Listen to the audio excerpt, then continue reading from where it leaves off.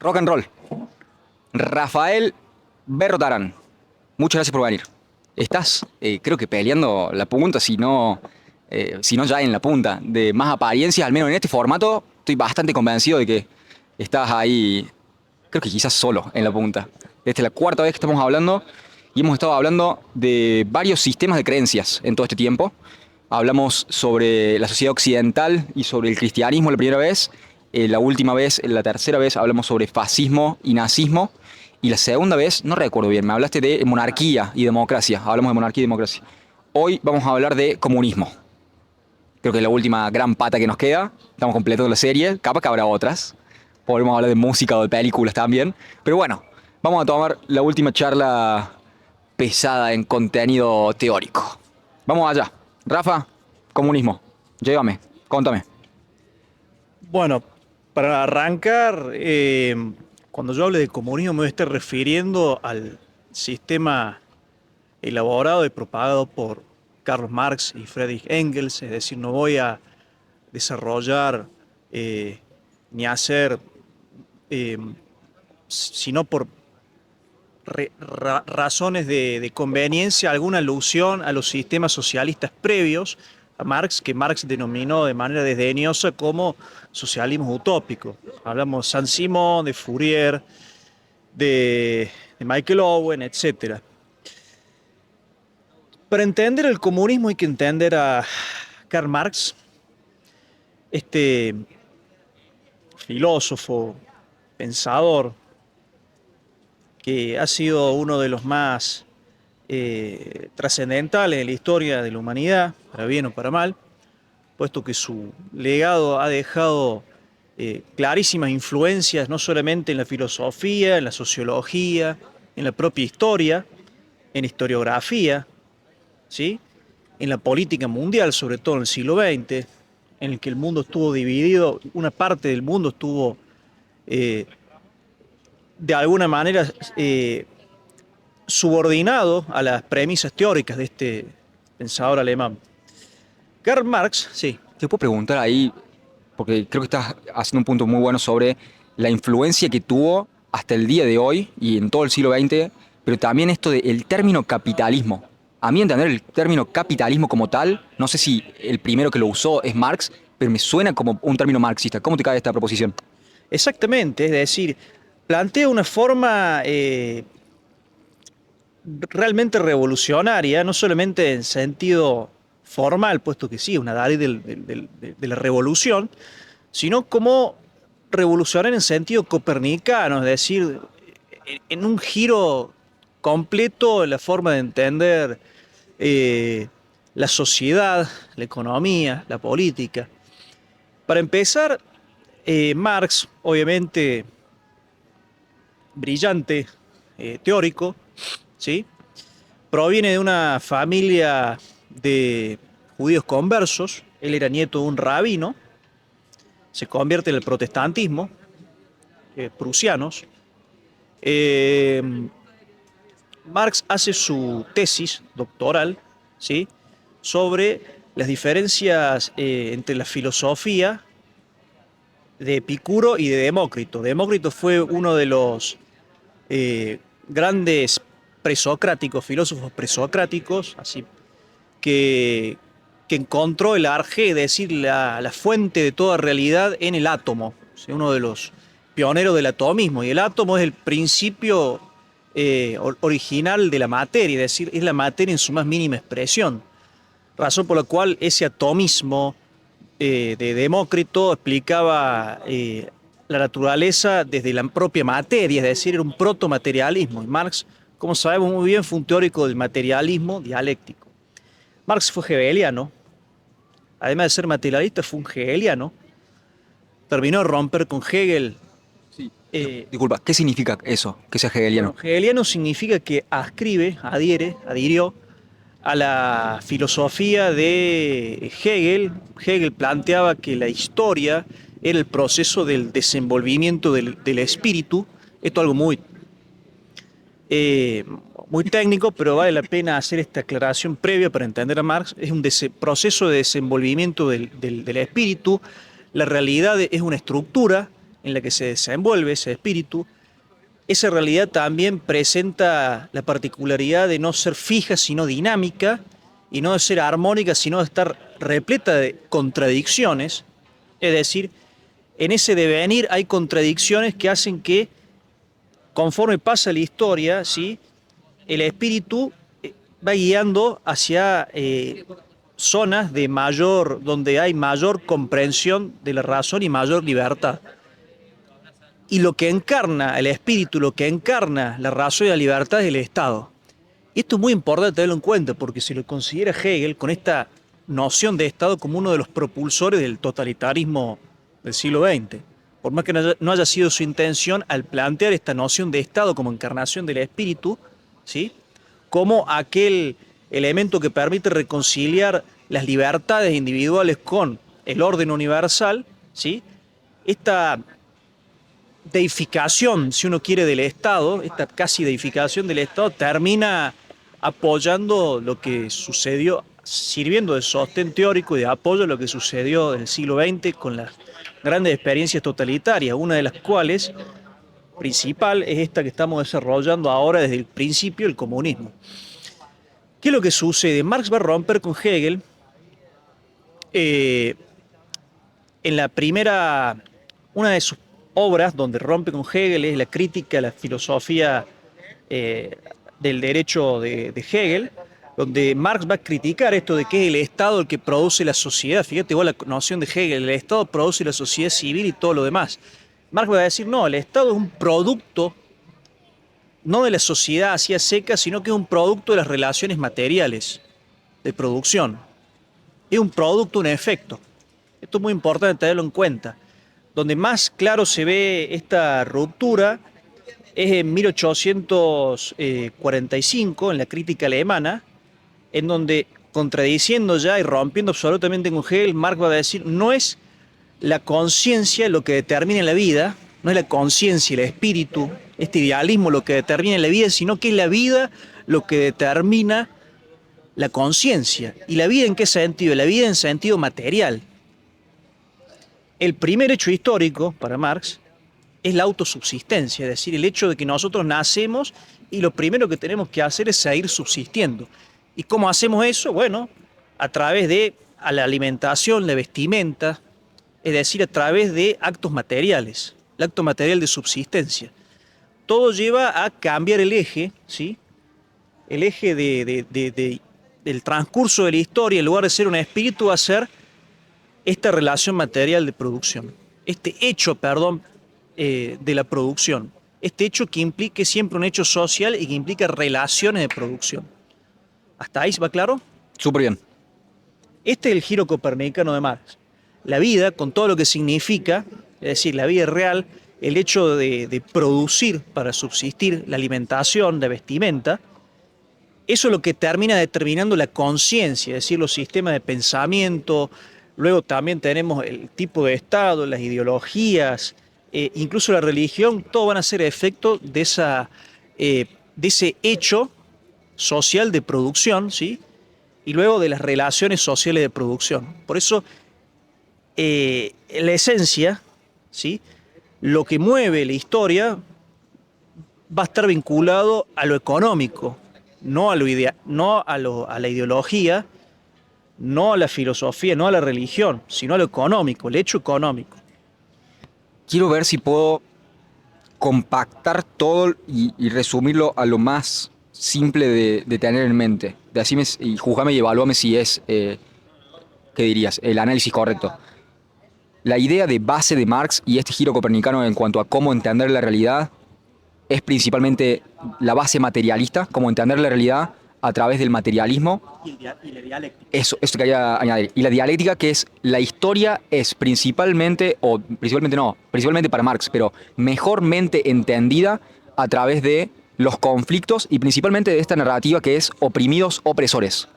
Porque no es como conflicto justamente, hay una diferencia en la realidad en que no somos todos iguales y eso va a implicar que algunos son más fuertes que otros o algunos tienen más recursos que otros. A mi entender, no te quiero embarrar tanto. Esa es la base. A mi entender, al día de hoy, ese marxismo principal que era de base materialista, de base dialéctica, que implica que hay conflictos entre las personas y entre los intereses de las personas, también añadido esto de oprimidos y opresores, se convirtió en un metamarxismo, siendo al principio la base económica de los que tienen los medios de producción y los que no tienen los medios de producción, que son los trabajadores, la burguesía y el proletariado. Ahora, hoy por hoy lo ves entre hombres versus mujeres, blancos versus cualquier otra persona que no sea blanco, entonces como esa narrativa de opresión, la base materialista ya la tenemos, la seguimos desde ahí. La base dialéctica y conflictiva de la realidad la seguimos desde ahí. Pero esto de entender la realidad como una lucha de oprimidos y opresores se traspasó desde la base económica a cualquier ámbito de la vida del ser humano en la cual o sos parte del bando de los oprimidos o de los opresores. ¿Cómo te cae este análisis? Es muy bueno el análisis y de hecho en gran parte lo que está sucediendo. Eso ya lo voy a planear yo al final de la exposición, qué fue lo que sucedió finalmente con esta teoría que se fue originando de esta forma, a través de Hegel, a través del materialismo, a través de hacer una transposición, ¿sí?, de la dialéctica del espíritu a la dialéctica de la economía, y dentro de la economía de las relaciones sociales, las relaciones sociales asimétricas de producción. Marx plantea 5 fases o etapas en la humanidad, esto es muy importante tenerlo en cuenta. Marx era un hombre de amplios conocimientos en la historia, obviamente que veía la historia únicamente bajo su prisma ideológico, preconcebido, pero un hombre de amplios y bastante respetables conocimientos en materia histórica, como un historiador, podríamos llamarlo, el Marx historiador, ¿sí? Y planteaba este materialismo en 5 fases. La primera era la sociedad primitiva, ahí planteaba la existencia de un comunismo primitivo. Esta es la sociedad de cazadores y recolectores, donde no hay excedentes, donde no hay otra herramienta más que las herramientas con las que uno caza o pueda recolectar. Es decir, es una sociedad donde no hay clases sociales, obviamente no hay Estado, pero el desarrollo tecnológico es paupérrimo. Y eso termina evolucionando históricamente a la aparición del excedente, que aquí donde sucede la primera revolución es cuando aparece, sí. Te quiero cortar, disculpa. Antes de llegar a eso, del excedente, Sí. ya de entrada creo que hay decime cómo te suena a vos, y claramente tenemos la ventaja de que nosotros estamos vivos y Marx no puede responder a esto. Gracias, hermano. Marx por ahí no puede responder a nuestras críticas y no tenía el internet, pero me interesa preguntarte sobre si ves que hay un error de pensamiento en cuanto a esto. Porque si pensás que no había clases sociales, 100%, pero eso no significa que no haya habido una jerarquía, un cacique, por decirte, un líder de la tribu. Y en ese caso había una diferencia social, no sé si basada principalmente en lo económico, pero sí en el estatus, que eso es de base biológica. Lo simbólico. Ese es el punto. Para mí ahí hay un error conceptual en entender la realidad como un materialismo, pero olvidarse de la biología y de que la jerarquía no es producto de la sociedad y de la cultura, sino de base biológica, de millones de años antes de que existiera la cultura. ¿Cómo te cae esa crítica? No por el lado biológico, pero sin duda que de mi posición tradicionalista son millones de críticas las que se le pueden hacer a esta concepción de la historia, que no deja de ser una concepción moderna de la historia. Yo desarrollé antes lo que era la modernidad, como el socialismo y el marxismo es una consecuencia de esta modernidad que borra la trascendencia y que resuelve todo en la inmanencia. Hay un análisis muy importante de un pensador ruso que se llamó Nikolai Berdyaev, ¿sí?, que planteó al materialismo no como un error económico, un error teórico solamente, sino como una religión invertida. Fíjate vos, fue más allá de la crítica. El materialismo es una religión invertida, es una herejía, la llamó el judeo-cristiana. Propiamente se le puede llamar una herejía judaica, porque en el hecho de Marx hay algo muy importante. El marxismo es un mesianismo proletario, no es otra cosa que eso. Es decir, hay un Mesías que es el proletariado, hay un pecado original que es la propiedad privada de los medios de producción, hay profetas que son Marx y Engels, hay una escritura que son el manifiesto comunista y el capital, hay un apocalipsis que es la revolución, es decir, hay una transposición lógica de conceptos que funciona en el mismo sentido del mesianismo inmanentista judaico. Para esto hay que retrocederse 2000 años atrás, hace Verdayev. Ellos rechazan el verdadero Mesías, los judíos, a Cristo, porque esperaban un Mesías que los liberara de las cadenas de la esclavitud política y social que tenían los judíos respecto de Roma. Es decir, no hay una visión trascendente de esa mesianidad. Es inmanente, es decir, dentro del mundo, es histórico, se resuelve dentro de la historia. Entonces, esto es muy clave. Marx era nieto de un rabino.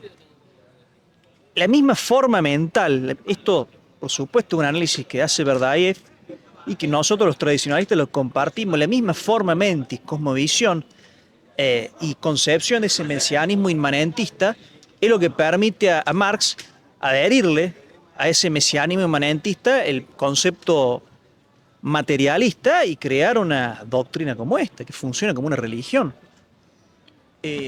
Con toda la lógica de una religión, pero una religión sin Dios.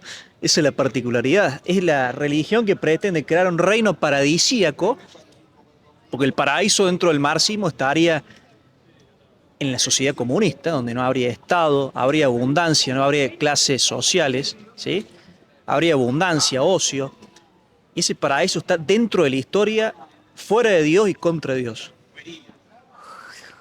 Me parece brillante el tratar de entenderlo como una religión, o una pseudo religión, si no te parece la palabra religión.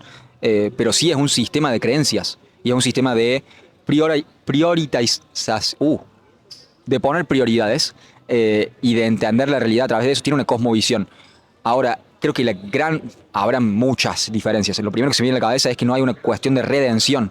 No hay una forma en la cual los burgueses puedan sanar sus pecados y transformarse en alguien virtuoso, parte del proletariado. No, deben morir.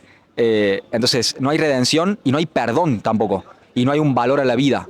El valor a la vida únicamente es para los... Es muy simplista en esto también, porque no contiende con el mal. Y el mal lo pone en un grupo selecto, que lo mismo pasó con el nazismo, lo mismo pasó con el fascismo. Cualquier persona que esté en contra de esto es parte de del mal. Pero no, es la gran diferencia que tiene el cristianismo de poner el mal dentro del corazón del individuo. Y te quiero sumar, porque es una de mis frases favoritas, que quizás la diga mal de igual manera. Es un libro que se llama Gulag Arquipélago. Archipiélago Gulag, y es de Solzhenitsyn, Alexander Solzhenitsyn, que ganó un premio Pulitzer y que también fue, hay que ver si pudiéramos medirlo, pero a mi entender tuvo una repercusión y un desenlace, y ¿qué diría? Una repercusión en la historia, no siendo la causa principal de que se caiga el muro de Berlín y de que se disuelva la Unión Soviética, pero sí ha tenido una repercusión material en que se haya dado. Ahora, la frase es: la línea que divide el bien y el mal pasa por el corazón de cada individuo. Y estoy de acuerdo con eso. Y creo que eso no está contemplado en la ideología marxista. El mal es un grupo de personas. Y en ese sentido me parece muy simplista, de que hay unos que son virtuosos únicamente por rotar los medios de producción y otros que son únicamente viciosos o malos o pecadores solamente por la situación de tener los medios de producción. Si bien creo que quizás estemos de acuerdo, quizás no, hay una crítica sobre la gran desigualdad que había en ese momento, que la sigue habiendo y que es parte de la realidad y de la naturaleza, a mi entender. Esto de que no somos iguales y que va a haber gente que tenga más recursos siempre. Esa observación es real. Creo que en donde le erró es en considerar que eso es a consecuencia específicamente del capitalismo y del sistema de libre mercado. Creo que esa crítica está mal, sino de que es la base de la realidad. Se siguen acumulando en cualquier dominio creativo por el principio de Pareto la riqueza en pocas personas, así como los goles en la liga. Messi tiene muchísimo más goles que la base del 50% para abajo, ¿me entendés? Entonces, en cualquier dominio creativo se suele, ¿qué dirías?, acumular las riquezas o los resultados en pocas personas. Es el principio del 80-20, que lo estudió un economista italiano que quería descubrir quiénes eran dueños de los bienes raíces en Italia, en su villa donde vivía. El óptimo de Pareto, que es más o menos 80-20. El 80% de los recursos están acumulados en el 20% de las manos y eso se hace más pronunciado en la cúspide. El 1% quizás tiene el 50% de ese 80%. Me fui. Pero volver a eso, de que por ahí no está contemplado la idea del bien y el mal, está segmentado por una clase social, no dentro de la individualidad. Esto. Esa es la gran perversión del materialismo. Es decir, las personas, en lugar de ser seres personales con posibilidad de obrar el bien, con posibilidad de obrar el mal, no tienen libre albedrío, son las consecuencias del materialismo y el ateísmo de Marx, en donde lo malo pasa por la clase social. Es decir, si teníamos que el Mesías era el proletariado y también la víctima, el mal, el demonio, estaba por la clase, en este caso, en este momento del capitalismo, por la clase burguesa. Disculpa que te corte. Te quiero preguntar esto. ¿Pensás que Dios está representado a través del Estado? No sé si estamos de acuerdo en eso, en que vos me dijiste para mí como que no tiene un Dios, o si tiene un Dios es pagano. No dijiste esa palabra. Pero ¿pensás que la idea de Dios está expresada en el Estado únicamente? En el caso de Marx, Sí. no exactamente, porque de hecho la sociedad comunista, esto no se lo suele reconocer, no se lo suele recordar, y es muy importante tenerlo en cuenta en estos tiempos. El socialismo con Estado, un Estado con ribetes totalitarios, por supuesto, que encarna esa dictadura inicial del proletariado, es una etapa previa, transitoria al comunismo donde no hay Estado. Marx no plantea el Estado como otra cosa que no sea un instrumento de una clase para oprimir a otra. Por eso es que en la sociedad comunista se abole el Estado, porque como no va a haber clases, no va a haber ese instrumento de una clase para dominar a la otra. Bellísimo. Que es algo que descubrí también de grande, porque yo pensé que lo que te acabo de proponer quizás es una visión reduccionista en base a la historia, porque nunca se llegó, porque es imposible de llegar a una organización social en la cual todos seamos iguales y no haya diferencias de quién maneja los recursos, porque en el caso del capitalismo, entre comillas, es el mercado, con regulaciones estatales, pero en el caso del comunismo se centraliza el mercado en el Estado. Pero esta dictadura del proletariado, que es un paso intermedio hasta llegar al comunismo, nunca se puede desenvolver en esa realidad de que todos seamos iguales, porque alguien tiene que tomar decisiones. Entiendo el punto. Decime si compartís con eso, con que la idea de Marx de que la dictadura del proletariado se pueda de alguna manera, que no está expresa a mi entender, y no he leído Marx, te debo confesar esto, según lo que entiendo, no está expresa en sus escritos cómo iba a ser el procedimiento de pasar de la dictadura del proletariado al comunismo. Eso es como, bueno, fíjense, cuando lleguen ahí, fíjense cómo llegan a este comunismo sin Estado. Pero ¿pensás que hay tal cosa que es posible y aplicable en la realidad, una sociedad sin Estado? ¿Cómo lo ves?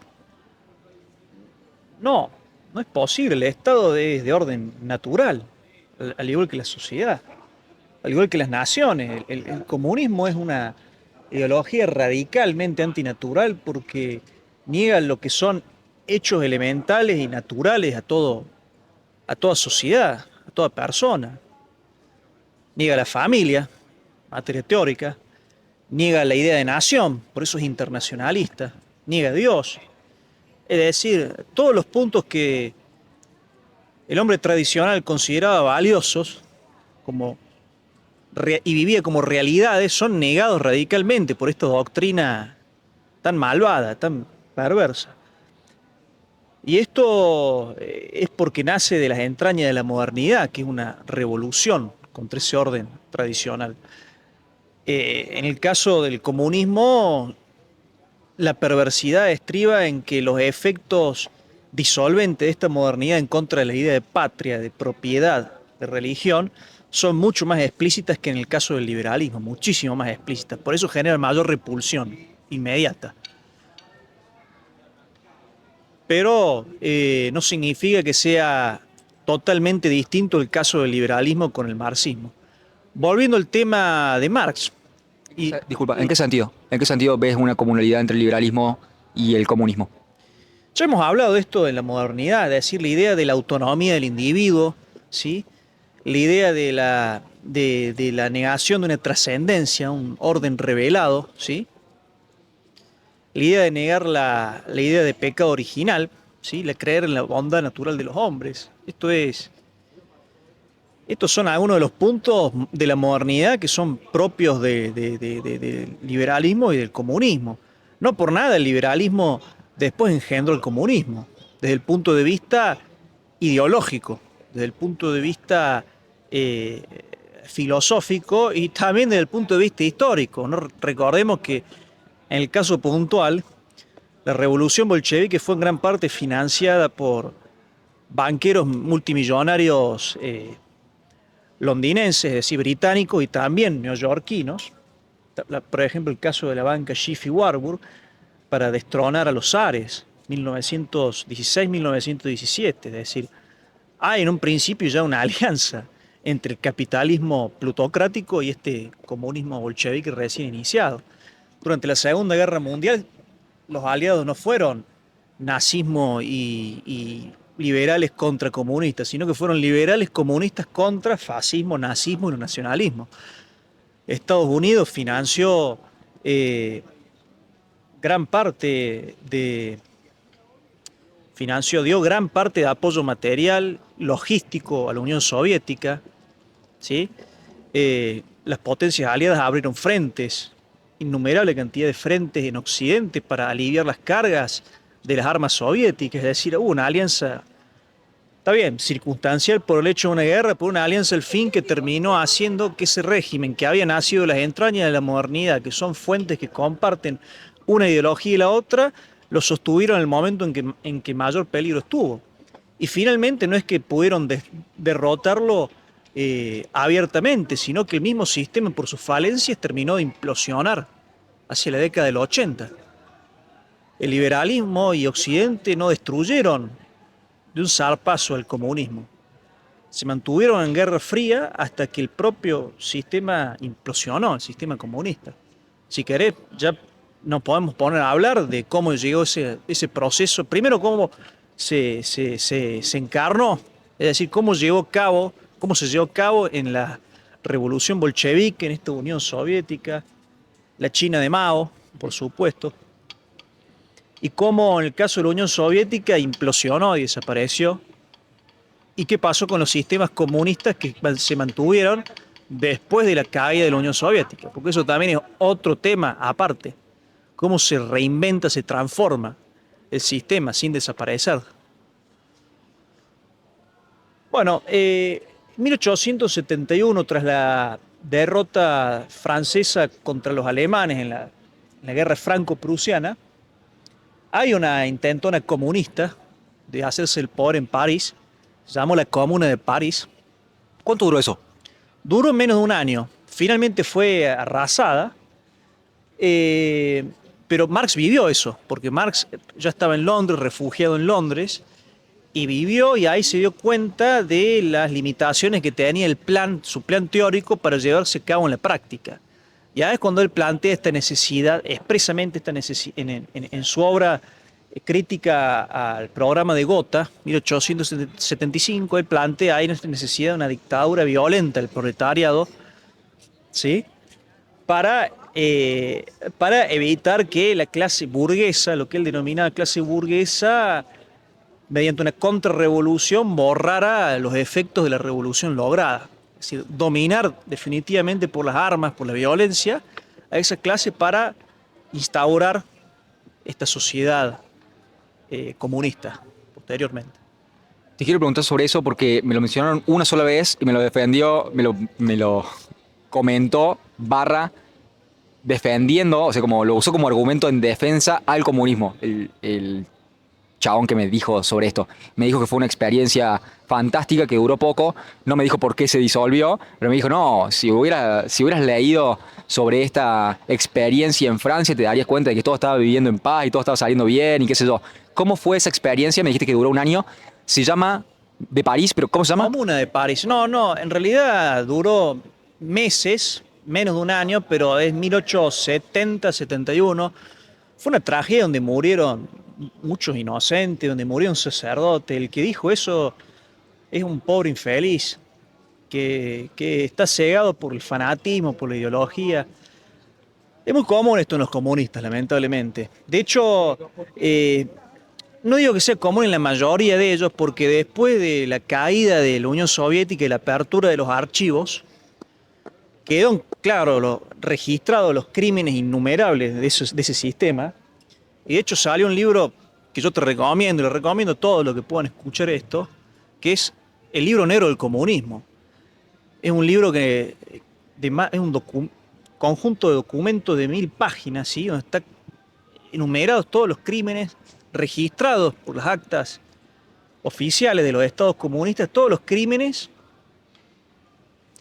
todas las matanzas, es decir, todas las víctimas del comunismo. De manera aproximada son más de 120 millones en un siglo, en menos de un siglo. Es decir, estamos hablando de un régimen letal, como no ha habido otro.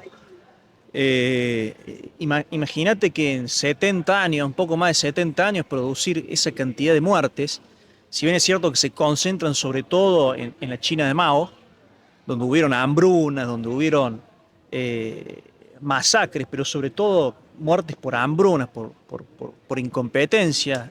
Tenemos el gran salto adelante que duró de 1958 hasta el 60, que produjo la muerte de aproximadamente 40 millones de personas. Estamos hablando de un régimen verdaderamente genocida, por más que no reciba este carácter porque está legitimado, por el propio liberalismo. El propio liberalismo no es tan anticomunista como la gente cree. Es decir, si bien es cierto que en la Guerra Fría hubo anticomunismo, fue siempre más declamativo que real. Siempre más declamativo que real. Y si bien es cierto también que este libro lo escriben profesores y académicos belgas, franceses, lo hacen de una posición socialdemócrata y una posición de científica, es decir, de hacer oficio de historiador y reconstruir los hechos tal como fueron. Y demuestran eso. Demuestran que es un régimen horripilante, no por nada los sumos pontífices, que fueron los que primero vieron esta amenaza, hacia el siglo XIX ya hablaban del comunismo como un vómito del infierno. ¿Sí? Y es mucho antes de que se produjeran estas millones de muertes y matanzas. Es decir, estamos hablando de un régimen siniestro.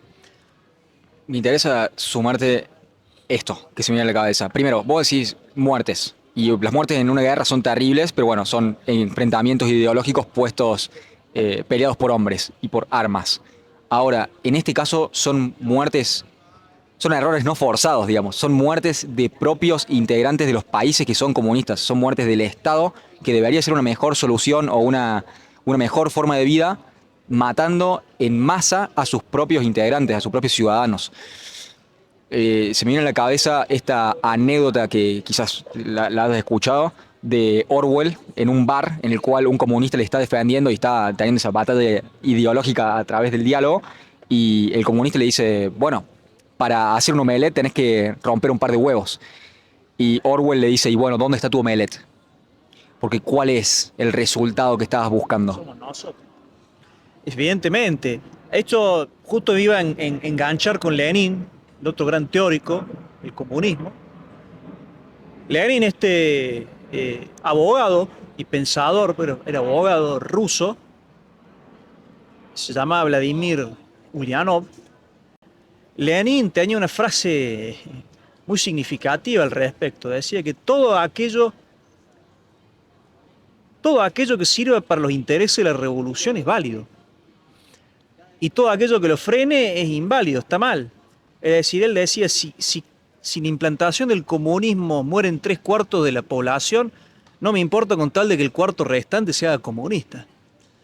Otra frase de Mao, y no está sacada de contexto, esto lo puede buscar cualquiera, frase de Mao decía, todo comunista debe tener en cuenta esta verdad, el poder nace del fusil, de la punta del fusil.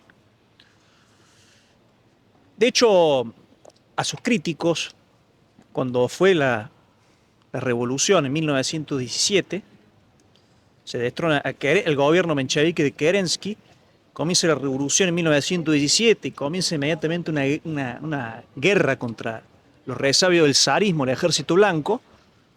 Obviamente fue un contexto de gran mortandad, de gran crisis, porque encima Rusia había participado en la Primera Guerra Mundial, con una economía en caída, con muertes, en crisis política. Ese contexto,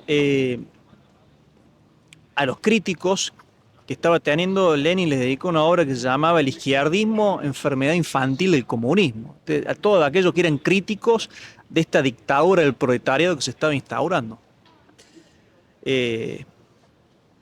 lo que significaba la instauración de esa dictadura del proletariado, toda esa violencia.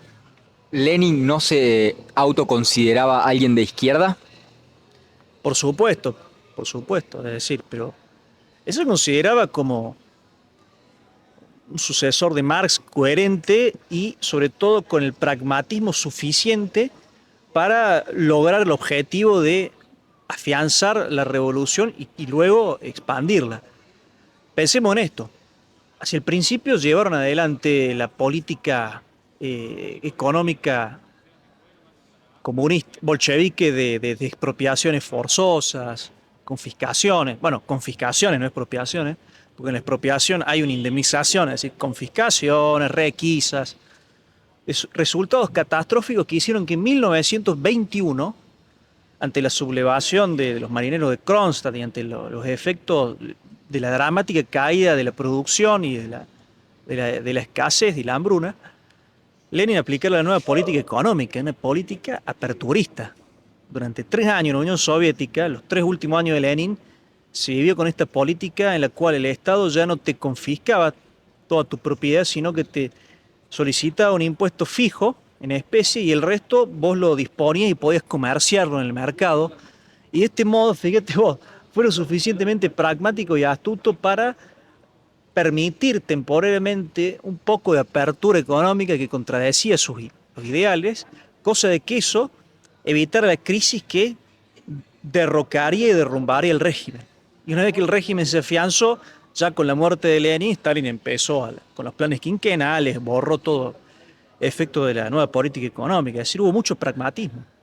Es muy importante tenerlo en cuenta.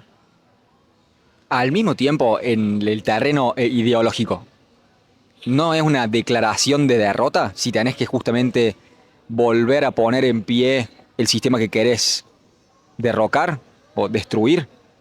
Sin lugar a duda.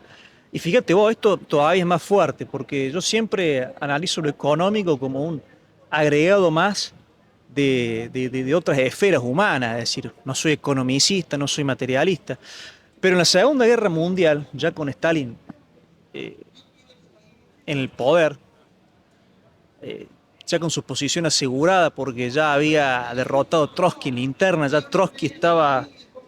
Inclusive Trotsky estaba exiliado, ya lo había mandado a matar en México en 1940.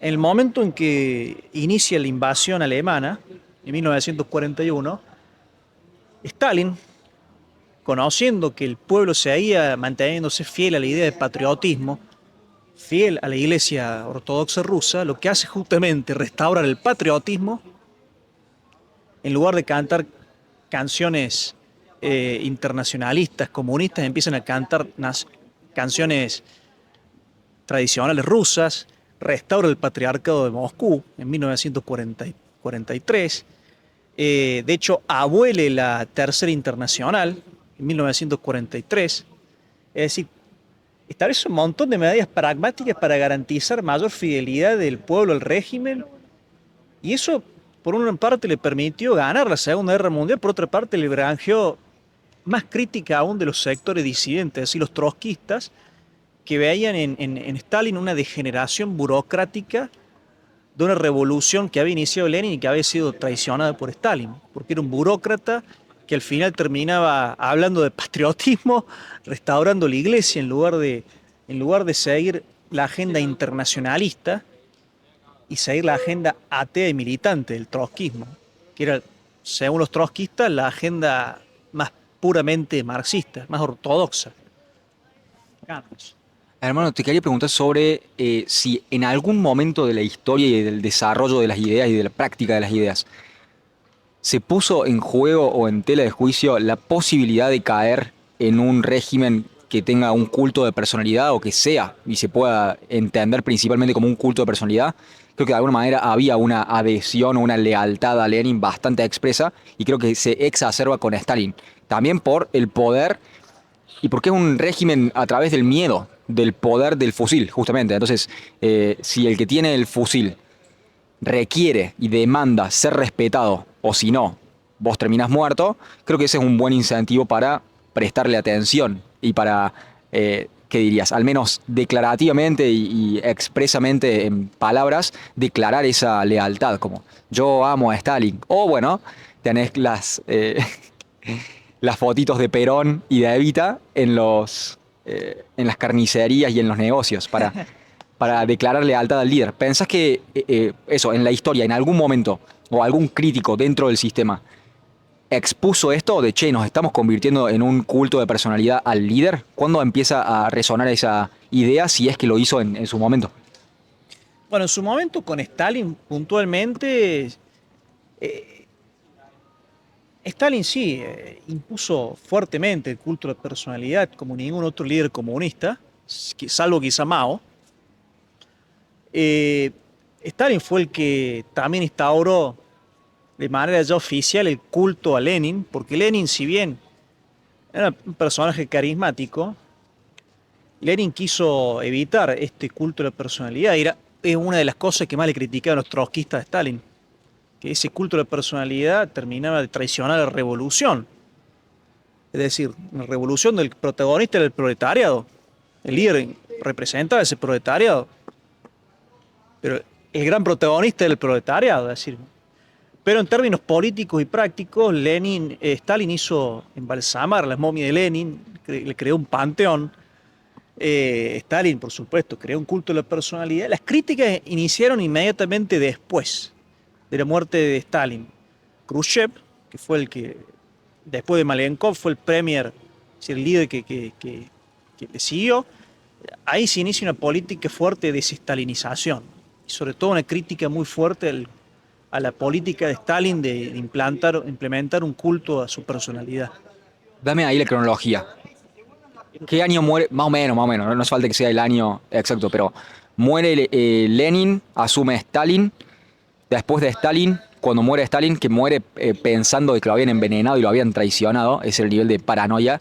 Eso también hace una breve mención a que si creas un sistema de base sobre el poder y no sobre el bien o una, ¿qué dirías?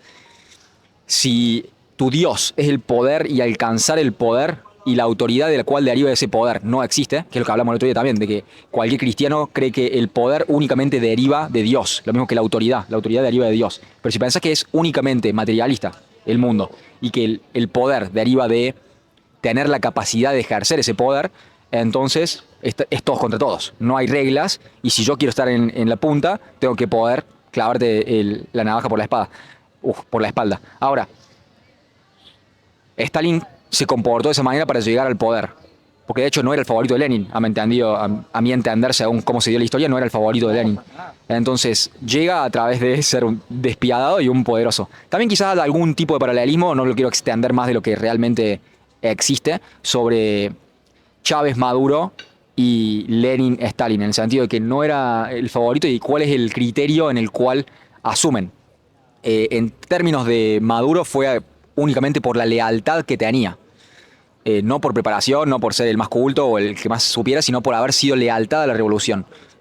Leal a la revolución. Y en términos de Stalin es por la brutalidad con la cual estaba dispuesto a jugar el juego del poder. Y también la manutención de ese poder, lo cual es, si te gusta ver la realidad así, es algo aplaudible, como por lo menos poder decir, bueno, tenía una capacidad de jugar este juego que es mantenerse en el poder. Lo hizo muy bien por muchos años. Ahora, no viene sin una paranoia constante, porque es una forma de pensar de mato al... Es matar o morir, de alguna manera. Mato al que está queriendo, ¿qué dirías? Disputarme el poder o él me va a matar. Entonces, esa paranoia lleva a que, bueno, Stalin haya muerto pensando que el doctor que tenía lo había envenenado. En esa. ¿Cómo es la sucesión? Una vez que muere Stalin, ¿quiénes asumen y cómo llegamos? Quizás lo estoy apurando un montón, no te quiero embarrar, pero ¿cómo llegamos a el 90, a la disolución 91, la disolución de la Unión Soviética? Bueno, perfecto. Para ser sintéticos, después de la muerte de Lenin, Lenin ya había tenido eh, ataques cardíacos y cerebrales. Es decir, ya los últimos años de Lenin fueron en clara situación de discapacidad física. Le sucede Stalin, que por supuesto, como vimos bien decir, no era el favorito de Lenin. Y Stalin logra no solamente expulsar a Trotsky y sus seguidores. Recordemos que Trotsky era ni más ni menos que el jefe del ejército rojo, que había triunfado frente al ejército blanco, ser un líder de primera línea, además un intelectual de fuste, tal como Lenin. Stalin era un hombre de la burocracia, pero un hombre brillante en el ejercicio del poder. Quizá uno de los más brillantes políticos en esto del arte de ejercer el poder que han habido en el siglo XX. Y por esta razón es que pudo, además, terminó de purgar a los posibles disidentes en las purgas de Moscú, tras el asesinato de Kirov entre el 36 y el 38. Esos fueron millones de víctimas, millones de víctimas. Víctimas que no solamente eran las personas en particular, sino sus parientes, amigos. Era un régimen del terror verdaderamente. Muy similar a lo que hacía en ese momento Hitler con la purga de las SA, con Rom, y de esta manera quedaron como líderes absolutos, sin ninguna posibilidad de resistencia interna. Es cierto lo que vos mencionas, que terminó paranoico. Recordemos que Stalin también fue un hombre que prefirió entregar a su hijo a los alemanes antes que a entregar al mariscal Paulus, es decir, en la batalla de Stalingrado, el sexto ejército comandado por Paulus es apresado, es tomado por los soviéticos, y los alemanes van a negociar porque habían capturado al hijo de Stalin. Le dijo, te damos tu hijo a cambio de que no es ese general. El general Paulus dice, no, yo no voy a cambiar un soldado de rango inferior por un mariscal. Un verdadero... un hombre muy particular.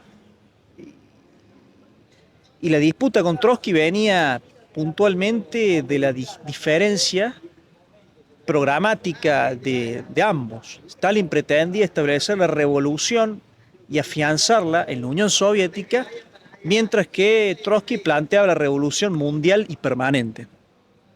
Era una diferencia de criterios muy grande y después se agregan las demás diferencias. Las medidas pragmáticas de Stalin le enajenaron la ira de los trotskistas. Hoy por hoy la mayoría de los partidos de izquierda son trotskistas y son anti-stalinistas. Señalan a Stalin a un demonio prácticamente. Detestan a Stalin. Por eso hay que hacer siempre esa distinción cuando uno quiere englobar la crítica del comunismo y distinguir de lo que ha sido el stalinismo con sus horrores de lo que es el trotskismo, que también es responsable de horrores tremendos, pero sin confundirlos. En el año 49, luego de varios años de guerra civil entre el Partido Nacionalista Chino y el Partido Comunista, triunfa el Partido Comunista y se instala en China el comunismo. Por supuesto, un marxismo que se decía en su comienzo leninista, marxismo-leninista, pero que se reapropió de algunos elementos de la cultura china, entonces se creó finalmente el marxismo también en la práctica, por más que se plantee como una teoría abstracta y universal, termina adecuándose a las particularidades de cada nación en donde se instala. Con Stalin, la Unión Soviética, el comunismo adquirieron ribetes de la estructura zarista muy claras. Estaba presente Stalin como un zar rojo, estaba presente la Iglesia Ortodoxa, obviamente subordinada completamente al Estado, una clarísima continuidad de muchos elementos con los tiempos de los zares, que era fundamentalmente lo que criticaban los trotskistas. Y el marxismo en China pasa lo mismo con el confucianismo. Con una idea sobre todo agraria. China había sido siempre una sociedad agraria. De hecho, el intento maoísta de forzar la industrialización, una sociedad agraria, terminó causando las mayores hambrunas de la historia. Un salto adelante, es decir, ha habido suficiente pragmatismo en los líderes, pero cuando no ha habido ese pragmatismo en los líderes soviéticos, las consecuencias han sido tenebrosas. Pasa que creo que de base el punto es cualquier costo, es a cualquier costo. Todo vale porque lo único que importa es esto. La revolución es lo único que importa. Entonces, si no hay un valor a la vida, es simplemente un par de huevos rotos en pos de tener el omelette.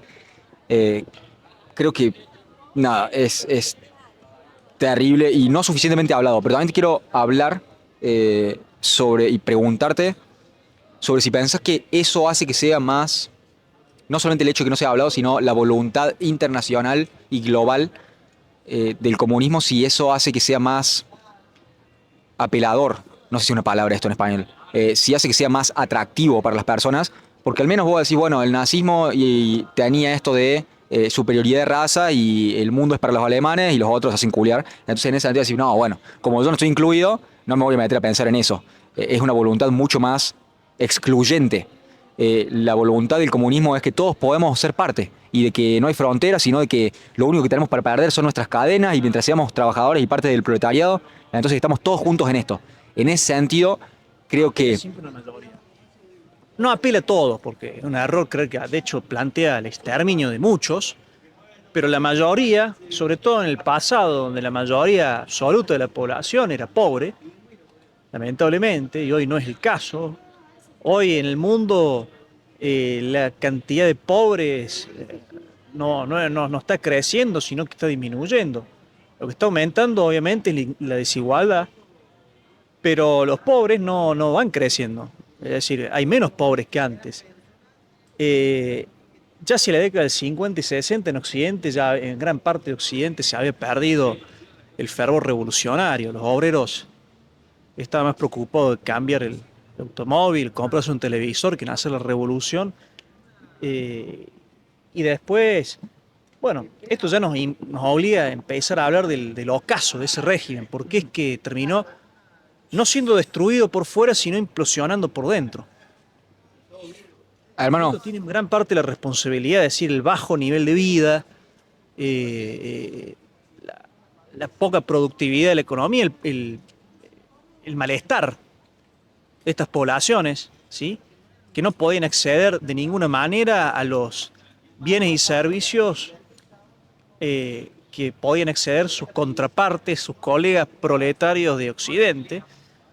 Y esto fue más evidente que nunca cuando se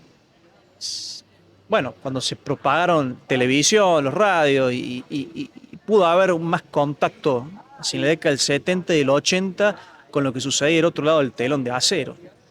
Ahí hubo un gran choque de realidad para esas poblaciones que empezaron a descreer del discurso oficial.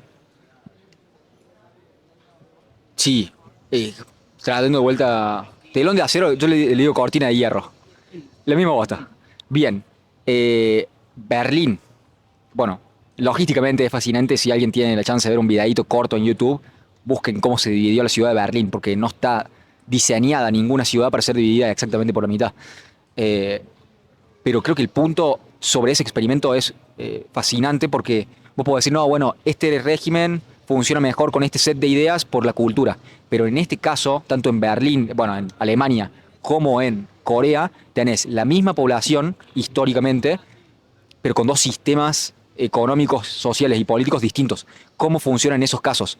Y en cada caso se tiene que armar un muro. Y si hay un muro, creo que es muy fácil de verlo y es muy lógico y no es solamente una chicana, si bien puede serlo, esta idea de si ya tenés que armar y levantar un muro para que no se te vaya la población, Ya estuve derrota. ya es tu derrota, porque sí, no le está dando la chance a ellos de que puedan elegir quedarse o irse. Son presos, en ese sentido son como campos de concentración. Contame más de cómo se desarrolla, cuáles son las primeras quiebres, prácticamente hablando, de este set de ideas y cuándo es que termina de colapsar. Bueno, son muchas causas. La implosión y caída de un sistema tan poderoso como la Unión Soviética y el bloque socialista. Es decir, que no solamente la Unión Soviética, es Polonia, Checoslovaquia, Hungría, Yugoslavia. Yugoslavia, si bien Tito tuvo enemistado con la Unión Soviética, estaban dentro del bloque socialista. China, también distanciado de la Unión Soviética, pero dominado bajo el mismo sistema. Bueno, hay un tema que lo señaló, el primero en señalarlo antes de la revolución bolchevique fue el propio Max Weber, sociólogo alemán, que también lo retomó su amigo y economista, no santo de mi devoción, pero muy renombrado en estos tiempos, Ludwig von Mises. Se planteó que en un sistema sin propiedad privada no podría haber precios por consecuencia, ¿sí? Por definición, no podía haber cálculo económico. Quiero hacer un parate ahí, porque creo que generalmente acá es donde se pierde lo que estamos hablando. La gente por ahí no entiende la utilidad, como estamos acostumbrados a ir al kiosco y que un chupetín salga lo que sale un chupetín y decir, ah, bueno, sí, sale lo que sale un chupetín.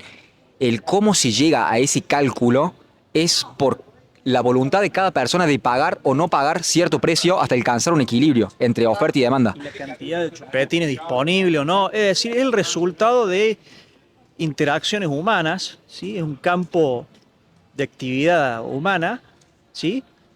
En la que juegan variables, obvio, esto es muy fácil de entender, juegan variables de oferta y demanda, pero para que haya oferta y demanda, ¿sí? Uno tiene que tener la propiedad de sus cosas. ¿Sí? Uno tiene oferta de cosas suyas para vender y si no hubiera derecho de propiedad no tendría incentivo para comprar tales cosas para adquirir y de ese modo motorizar la economía. Acá hay que hacer una salvedad.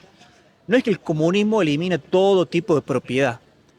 El comunismo distingue claramente en lo que es la propiedad eh, de los medios de producción, es decir, la propiedad que permite explotar el trabajo ajeno, una fábrica, por ejemplo, de la propiedad de uso personal y la propiedad de uso para beneficio propio, es decir, donde no hay explotación del trabajo ajeno, es decir, donde no hay capital y por ende, donde el beneficio es propio e individual. En ese caso, ese tipo de propiedad se permite en una sociedad socialista, se tolera. Pero en definitiva, no hay propiedad privada para la facilidad del caso, para entenderlo al caso. Como no hay propiedad privada, no hay posibilidad de hacer estas, bueno, en definitiva, de disponer de estos bienes o servicios, tal como se podría disponer en un sistema capitalista. No hay posibilidad de cálculo económico, y por ende todas las decisiones de inversión y de producción se paralizan o se terminan de paralizar a la larga. Se genera ineficiencia muy seria. Te quiero preguntar cómo te suena esta idea, que es tratando de hacer el énfasis en la utilidad y la idea brillante que es el libre mercado en pos de resolver el poder computacional imposible que implica el sistema de precios. Es imposible saber cuánto vale algo, a menos que tengas los inputs y qué tan dispuesta está la gente, la demanda de ese producto, en pos de ponerle un precio acorde. Pero todo este sistema que es imposible de hacer de manera centralizada, ¿qué dirías? Lo tercerizamos a cualquier individuo que tenga el poder de decisión, pero ahí hay un punto clave que es la libertad de decisión del individuo. Si le das al individuo el poder de decisión, ¿compraría esto a este precio, sí o no? Y esos infinitos sí o no son los que te dan el sistema de precios. Pero si le sacas la chance al individuo de tener la libertad y de tener los recursos para disponer de esto, entonces no tenés sistema de precios y al no tener sistema de precios no sabes qué producir o qué incentivos, cuánto y qué conviene en ese momento y a qué precio. Es muy complicado por ahí. ¿Cómo te cae esta idea de la utilidad y lo brillante del libre mercado del sistema de precios, que sea algo que se computa a través de todos los individuos?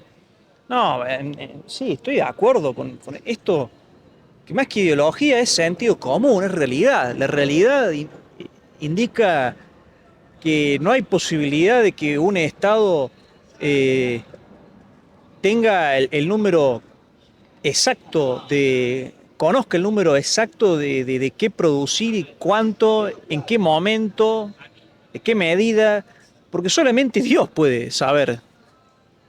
Solamente Dios, un ser omnisciente, omnipotente, ¿sí? Es capaz de conocer la medida exacta de lo que hay que producir. Por eso la producción es una función propia de, del sector privado y del sector privado de las empresas y los trabajadores. El Estado no puede regular eso porque no tiene la capacidad ni la podría tener jamás. Y no es como dijo Kisilov, ahí te dejo, no es como dijo el idiota de Kisilov de que la Unión Soviética cayó porque no había Excel. Simplemente no había posibilidad matemática y posibilidad alguna de realizar ese tipo de cálculos por parte de una estructura manejada por otros seres humanos, que es el Estado. No hay posibilidad, Kisilov.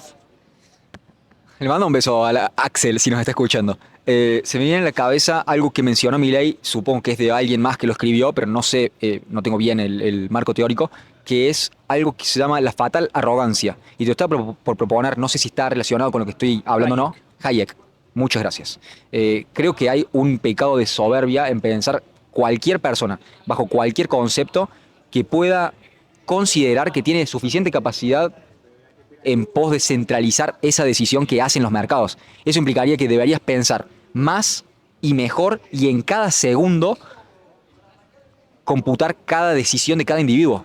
Debería estar adentro de la cabeza de todos para saber qué es lo que se debería producir, a qué precio y qué está dispuesto a comprar una persona o no. Tendría que ser Dios, en definitiva. Tendría que ser omnisciente, omnipotente, no hay ninguna posibilidad. Eso, pero justamente, volviendo a la idea de Dios y justamente el pecado del orgullo o de la soberbia, ¿pensás que hay un pecado de soberbia y una voluntad, no sé si pasa que son términos cristianos y quizás no lo veían de esta manera, pero pensás que hay una soberbia en pensar de que hay otra manera que no sea a través del cómputo dispersado de todos los individuos? Y en ese sentido está esta idea, boludo, disculpa, me estoy yendo, pero está esta idea de que estamos hechos a imagen y semejanza de Dios, de que tenemos la chance el libre albedrío, la chance de decidir, de conocer qué es el bien y el mal y de actuar en consecuencia. En ese sentido, le extirpás teóricamente y en realidad es inextirpable en una realidad.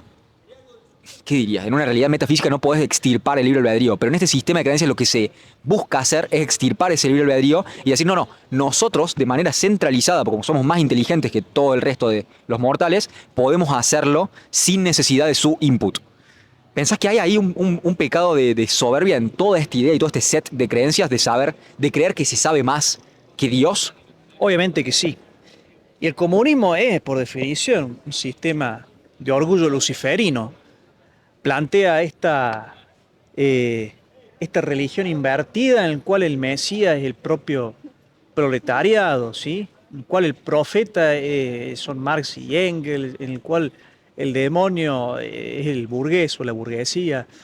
Claramente, este intento de parodia de religión cristiana, ¿sí? Esta parodia de religión que es el comunismo, responde en última instancia el gran parodiador por excelencia, que es el demonio. El demonio, como dicen los teólogos, es el mono de Dios. Es decir, que quiere ser como Dios.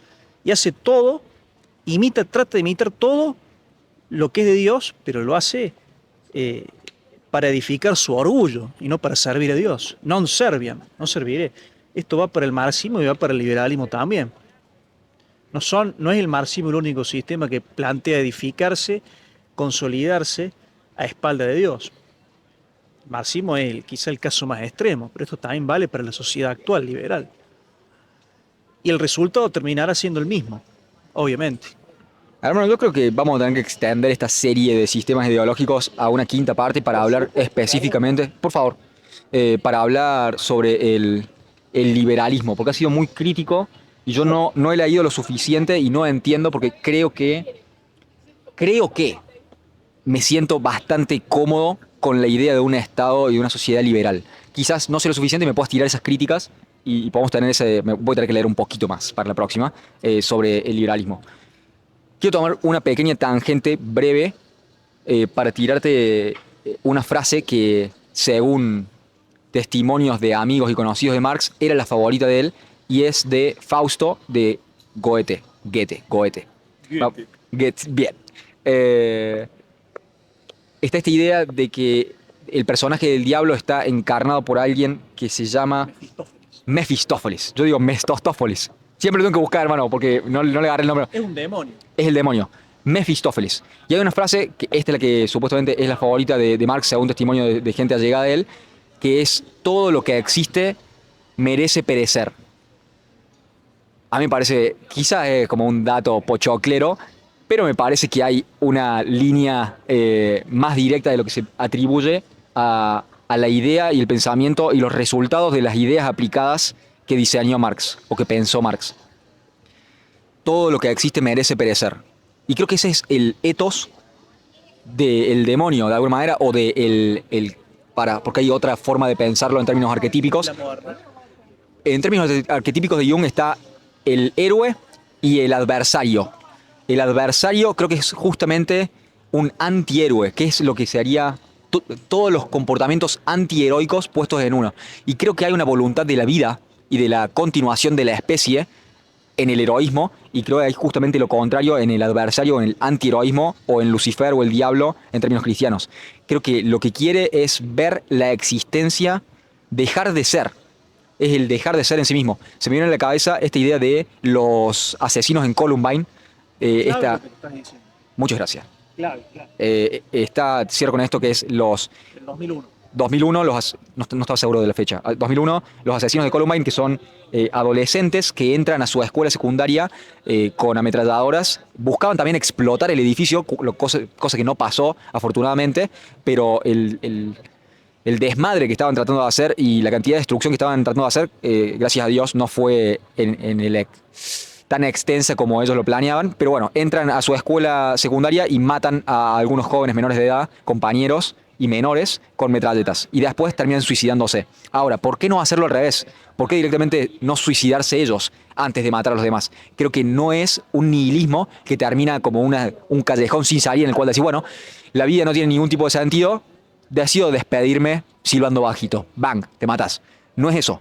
Lo que hicieron fue tratar de causar la mayor destrucción posible, regocijarse en ello y terminar el chiste sin consecuencias en términos materiales, porque no van a ir a la cárcel, matándose a sí mismos. Entonces hay todo un sentido del humor también macabro, lo mismo que estaba expresado en Auschwitz, de el trabajo los hará libres, siendo que eran esclavos y que los hacían llevar bolsas de arena mojada de un lado al otro sin sentido, simplemente para tener un sentido del humor sobre el sufrimiento en sí mismo y sobre el sufrimiento sin recompensa, burlándose de la estructura de la realidad en la cual vos haces algo y tenés una recompensa. Es el mal por el mal. Es el mal por el mal. Sí. Pero buscando esta destrucción del ser, queriendo corromper el espíritu y el alma y la idea del sacrificio en pos de traer el reino de los cielos a la tierra.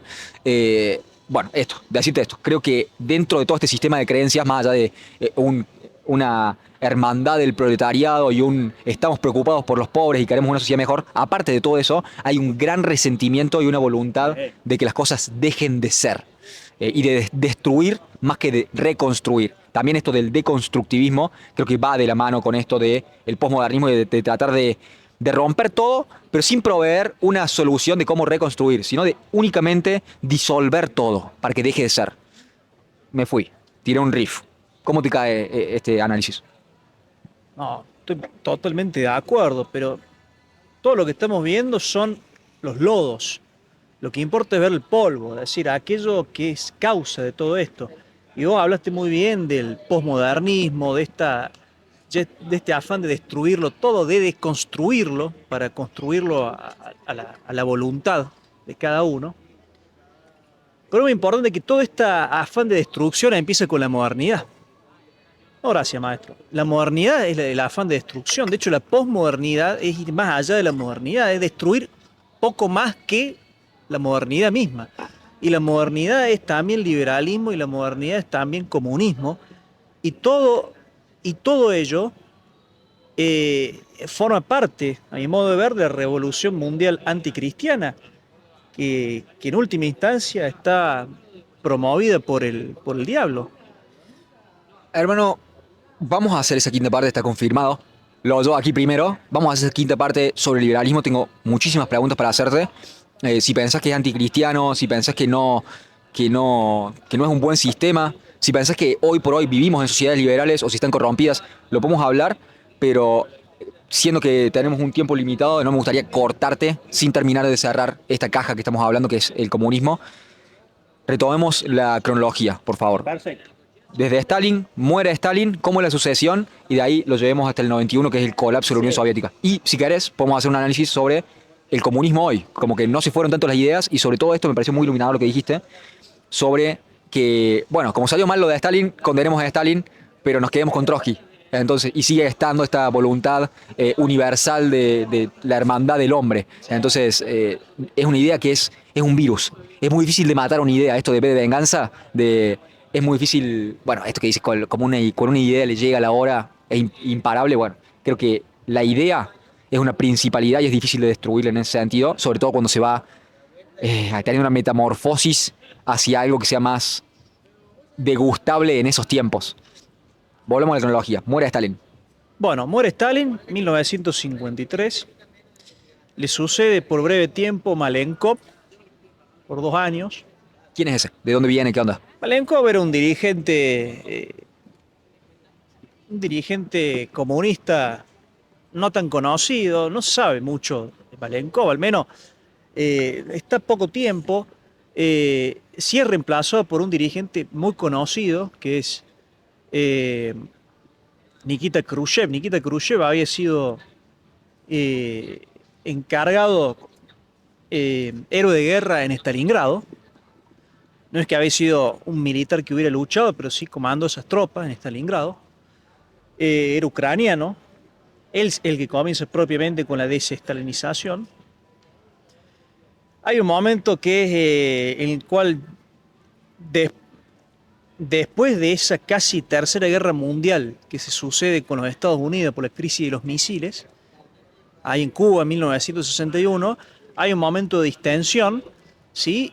Que se dan la mano Kennedy y Khrushchev, y después de poco tiempo Kennedy es asesinado y él cae en desgracia. Eh, Fue mal visto este acto de distensión con los Estados Unidos.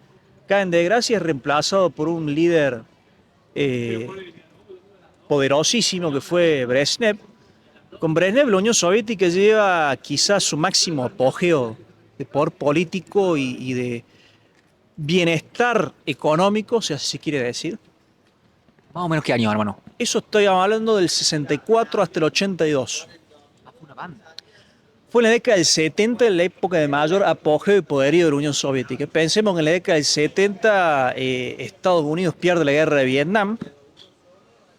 Es decir, en la década del 70 la mayor parte de África, si no toda, ya se emancipa de las potencias coloniales europeas. Muchas de ellas caen en el comunismo, como Etiopía, como Angola, como Mozambique. En la década del 70 es el periodo de mayor auge de guerrillas comunistas en la región, ¿sí? Esto no es, Argentina no es excepción, no es excepción, es parte de la regla. Eh,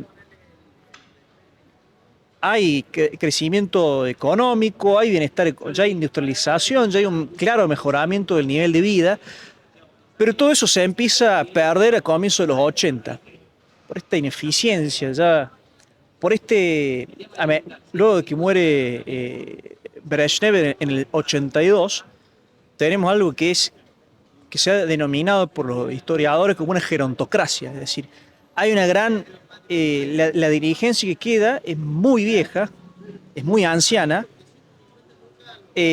Por otro lado, ya hay grandes sombras de corrupción sobre el régimen, no hay una renovación en el liderazgo. Es decir, hay un estancamiento político serio. Pensemos que el que le sigue a Brezhnev es Andropov, que dura 2 años. Chernenko le sigue a Andropov del 84, pero muere en el 85. Ahí viene Gorbachev.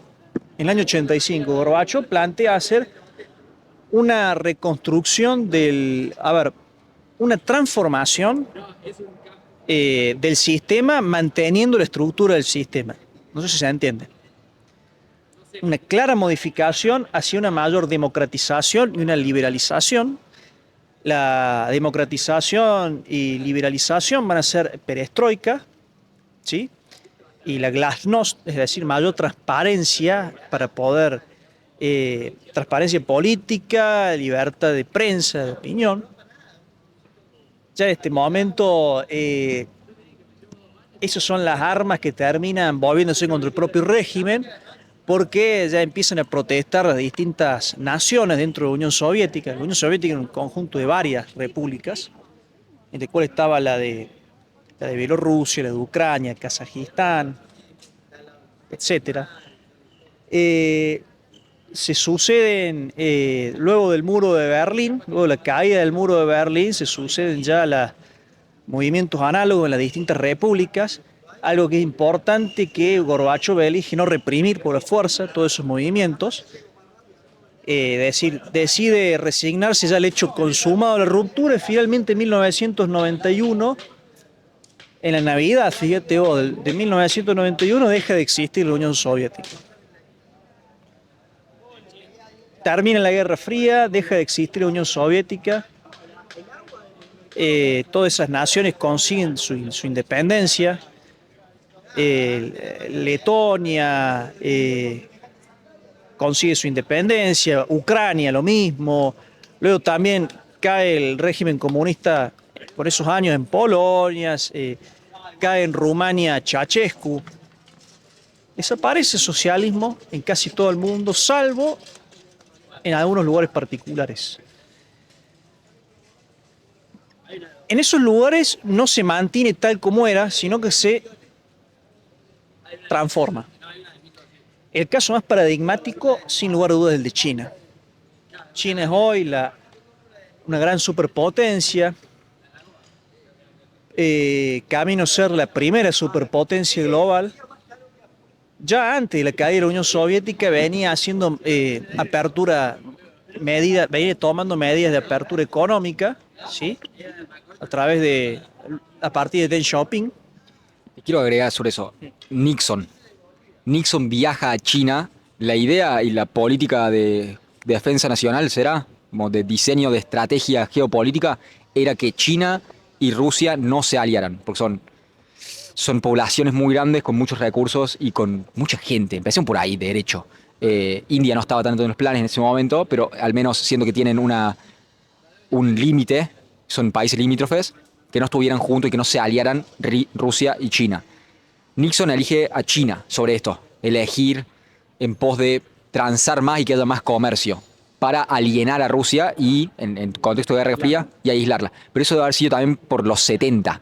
Ahora, a partir de ahí es que China empieza a crecer a rolete, desde ese entonces. Supongo que hubo una reestructuración en términos de cómo vamos a llevar adelante nuestra economía de mercado dentro del comunismo, y de ahí para adelante.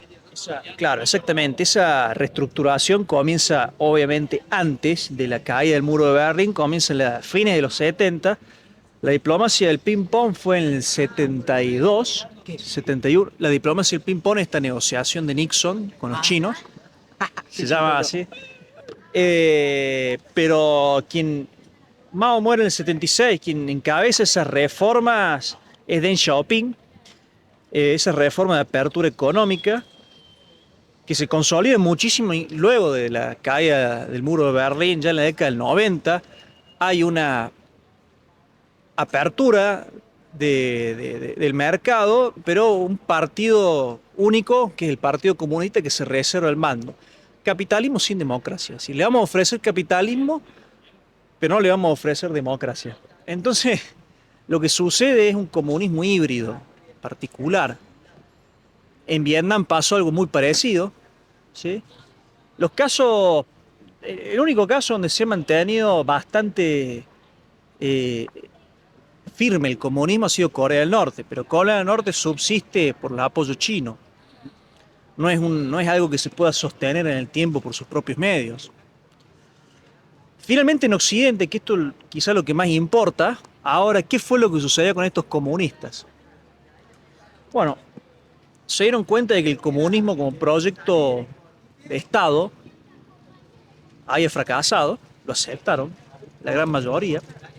Muchos partidos comunistas en la década del 90 se convirtieron en la socialdemocracia, o se hicieron socialistas democráticos, o de alguna forma abandonaron la violencia revolucionaria, empezaron a preocuparse por agendas como el estado de bienestar, puntualmente de los derechos sociales, ¿sí? e inclusive abrazaron otras agendas más, agendas culturales, no económicas. Eso es muy importante tenerlo en cuenta. Es cierto, esta oposición dialéctica de opresores y oprimidos en gran parte ha pasado a lo que son esferas como la identidad, la ecología, el feminismo, ¿sí? La sexualidad. A través de las universidades. Creo que lo hemos hablado antes, quizá fuera de cámara. Esto de Yuri Mesbenov, ¿puede ser? Exactamente. Dale data sobre, para dar contexto, quién es, qué es lo que dijo. Creo que lo vas a hacer mejor que yo. Era un agente de la KGB que explicó en un reportaje en la década del 80 que este progresismo que se estaba viviendo en Occidente desde la década del 60 no era un movimiento vernáculo, sino que era un movimiento que respondía a una infiltración soviética para debilitar y desmantelar la sociedad occidental. Finalmente, Bezmenov desapareció del mapa. Se creen que lo asesinaron al poco tiempo, hacia 1990, desapareció después de esta entrevista donde contó estos secretos. No se supo más nada de él. O sea que es un caso que hay un manto de sospecha y que haya terminado de esa forma le da quizá mayor credibilidad a su historia. Pero de todos modos, yo fui alguien que sostuvo durante mucho tiempo esa tesis de que en realidad solamente es el marxismo que se ha reconfigurado, pero también es el liberalismo. Es decir, todas estas agendas, fíjate vos cómo todas estas agendas eh, progresistas no vienen de la China comunista ni de Vietnam, vienen de Francia, vienen de Estados Unidos, vienen de Canadá. Y no son promovidas tampoco por otra cosa que no sean las grandes empresas que se adhieran a este marketing, que promueven y por otra cosa, y tampoco son defendidos y promovidos por otros que no sean los medios masivos de Occidente. No son marxistas. O sea, sería una torpeza decir que Mercedes-Benz, por ejemplo, por pintar su logo de multicolor el Día del Orgullo, son marxistas. No, no, son liberales y capitalistas. Lo que pasa es que han convertido esas banderas en mercancías. Bien, estamos de acuerdo en eso, 100%. Creo que hay incentivos económicos para ser pro LGBT. No, Progresista. sí, no sé si hoy todavía, creo que de a poco estamos volviendo ese péndulo al medio y seguramente se vaya para el otro extremo el péndulo, lo cual no va a ser divertido porque los extremos no son divertidos. Pero mi lectura sobre esto, y quizás haya una raíz de desacuerdo sobre esto, es que infiltraron primero las universidades y jugaron el juego largo, que vos podés decir, no, bueno, claramente el capitalismo ganó la Guerra Fría porque la Unión Soviética colapsó. Ahora, estamos 30 años después, 1991, 35 años después, y hoy por hoy la gran mayoría de las personas no tienen ningún problema en contra del comunismo. Como, bueno, quizás pueda funcionar, o como no hay un rechazo inmediato de la idea del comunismo hoy por hoy en ningún país occidental. Esa es mi lectura sobre eso, y a mi entender es una cuestión de, porque esto de Julius Mesbenov venía de la idea de, bueno, va a ser muchas décadas, pero es un plan de desmoralización sobre sus propios sistemas de creencias. Entonces, Occidente se odia a sí mismo. También tenés todo este auge del colonialismo, de que nosotros, viviendo en Occidente, siendo blancos, tenemos que golpearnos con látigos por lo que hicieron 5 generaciones atrás, gente que venía de Europa para acá. Y esta culpa generacional que tenemos que adoptar y por la cual deberíamos sentirnos culpables. Esa voluntad de Occidente de celebrar cualquier cultura que venga a Occidente, sea por ejemplo barrios chinos, barrios italianos, celebrar la comida india, lo que sea, celebramos así, no, bueno, la religión hindú también tiene cosas buenas, la religión budista también tiene cosas buenas, pero no celebramos lo nuestro. Y creo que eso es un gran proceso de desmoralización que tomó décadas, pero que dio éxito y está dando sus frutos, que la semilla creo que la puso la Unión Soviética infiltrando las universidades occidentales. No hay duda. Esa es mi forma. Sí, yo entiendo eso y es cierto que obviamente la Unión Soviética no hizo. Si este proceso de autodestrucción comenzó ahí o arrancó antes, la Unión Soviética no hizo nada para impedirlo, sino todo lo contrario. Entendía muy bien que había que desmovilizar y destruir por dentro, por las entrañas al enemigo. Pero respecto, por ejemplo, el tema del colonialismo, para refutar esto de que solamente la Unión Soviética. Uy, me cayó algo claro. Menos mal que no fue caca, boludo, porque estamos en la zona de tiro, pero Sí. hoy fue una semillita, un frutito del árbol. Bueno, pensemos una cosa. Quienes, el primer gran imperio continental, ¿sí? Transoceánico, el español y el portugués, fueron demonizados mucho antes de existir el marxismo.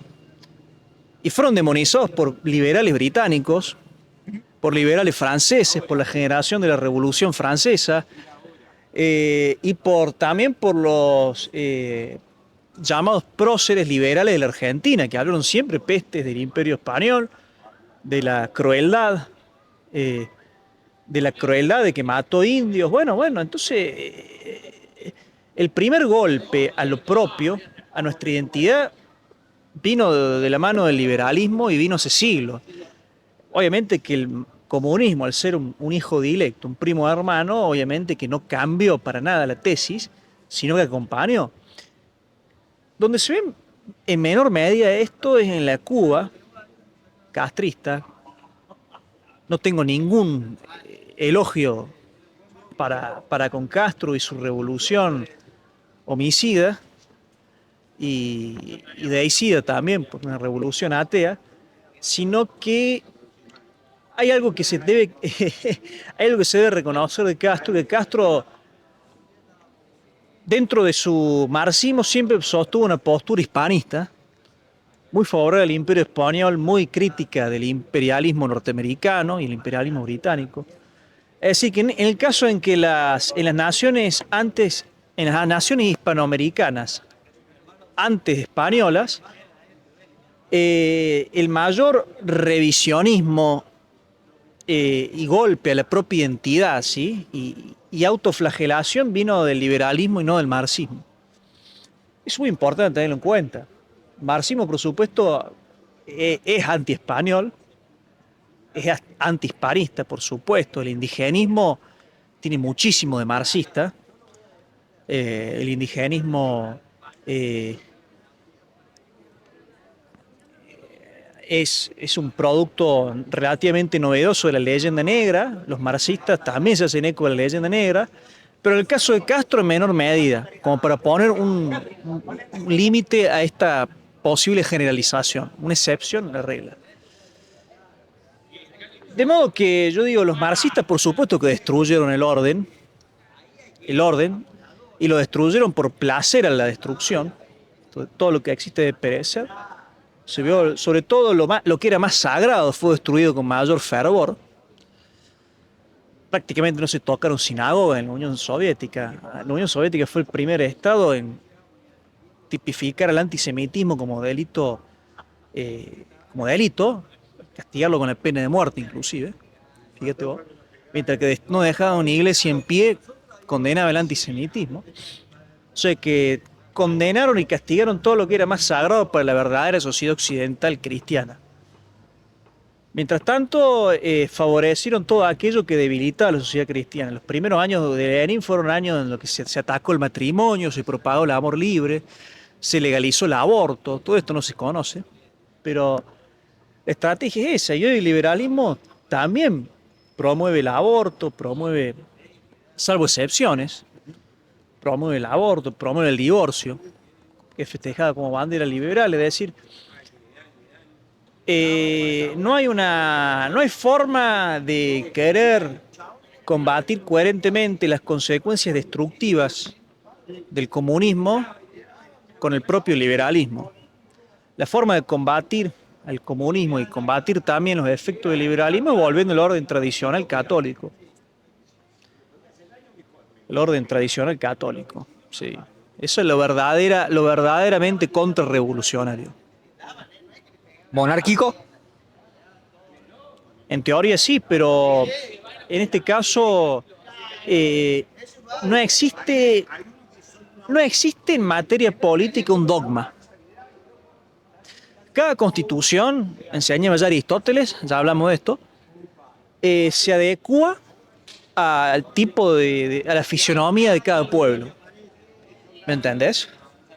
Nosotros ya hace más de 2 siglos que no somos una monarquía, desde nuestro nacimiento que dejamos ya una monarquía, yo no planteo una monarquía para la Argentina. Sí planteo que el orden tradicional en su forma clásica fue siempre monárquico. Eso es muy distinto al planteo de una monarquía aquí ahora para la Argentina. Pero el Bueno, orden es monárquico, es cesarista, es de la cruz y de la espada,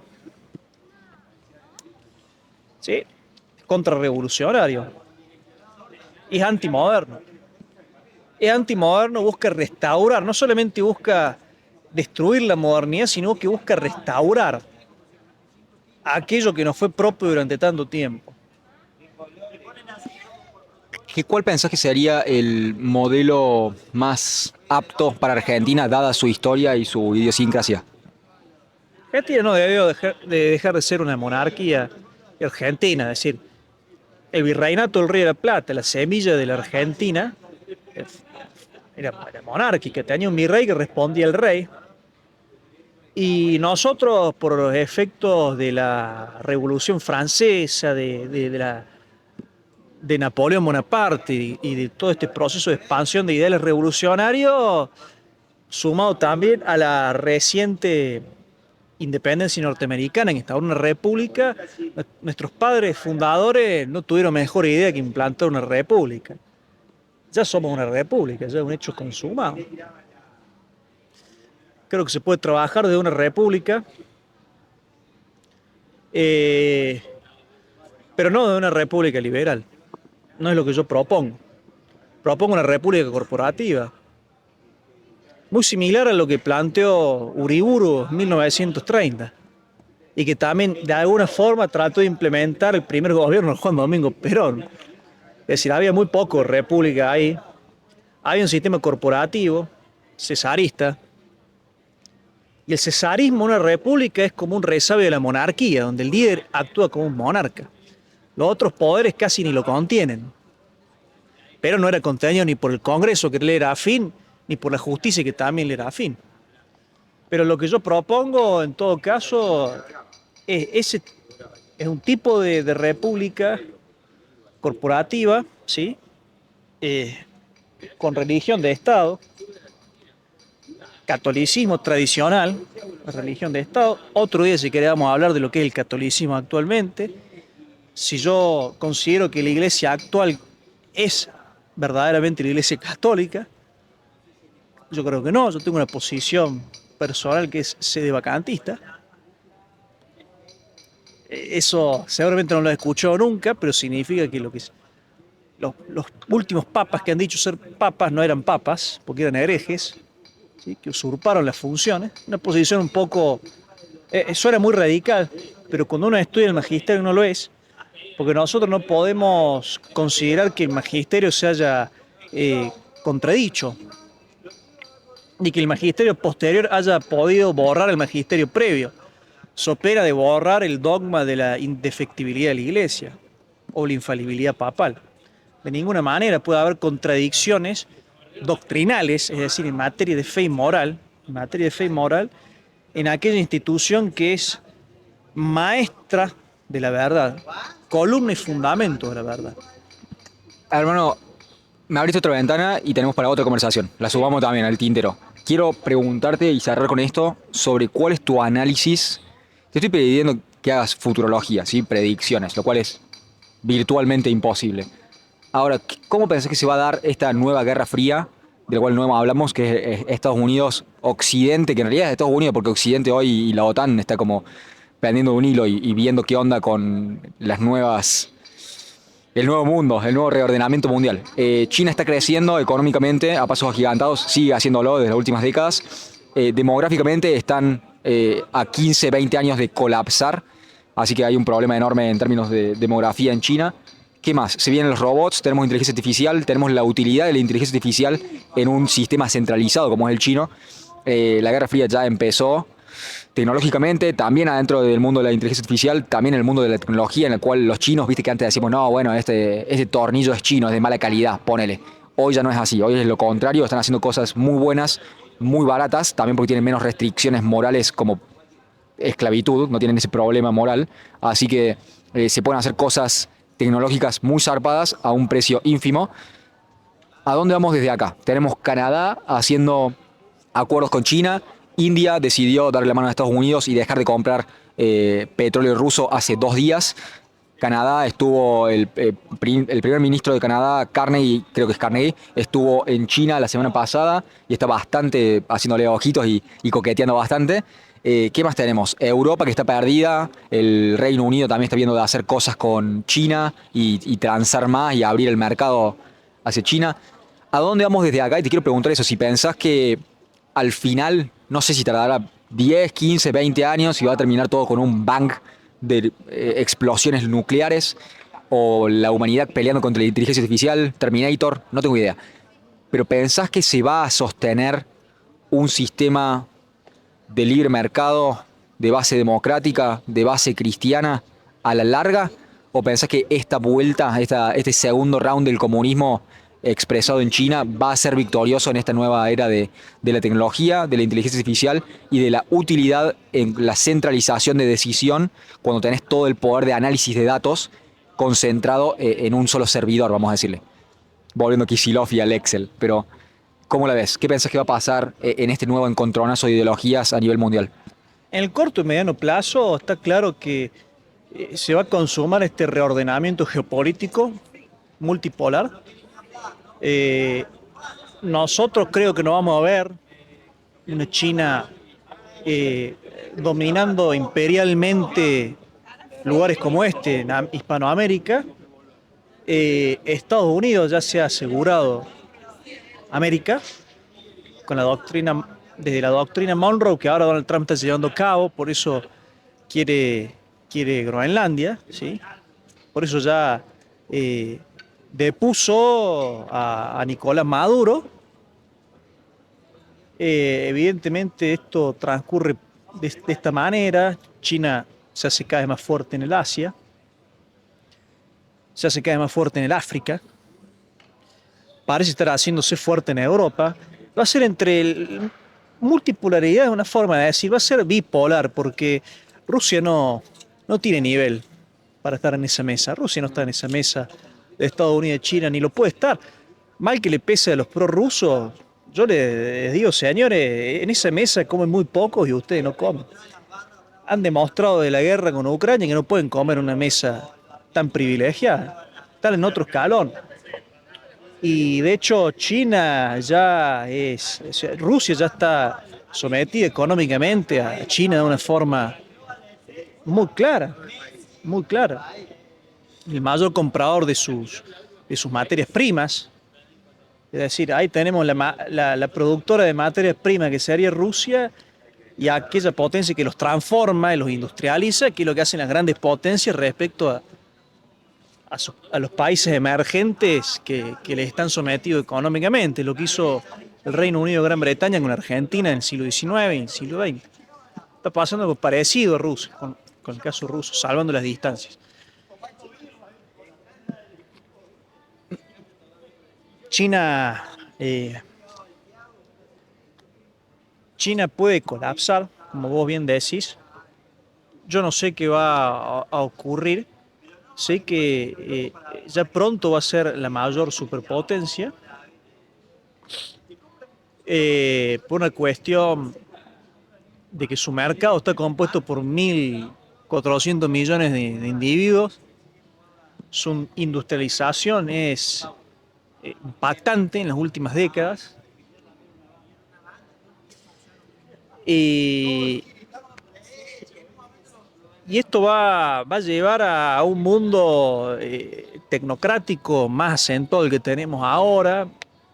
Sin lugar a duda, la robotización, que puede servir en algunos casos para hacer más llevadera la vida nuestra. La tecnocratización y esta robotización va a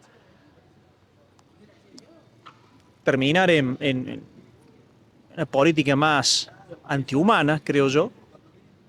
No me sorprendería que el día de mañana haya un conflicto con estas máquinas que parecen haber tomado vida propia.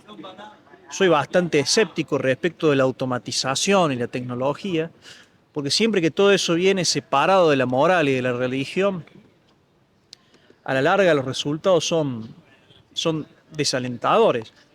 Acuérdate lo que decíamos en la generación del 19, que se encontró en el 1914 con la Primera Guerra Mundial.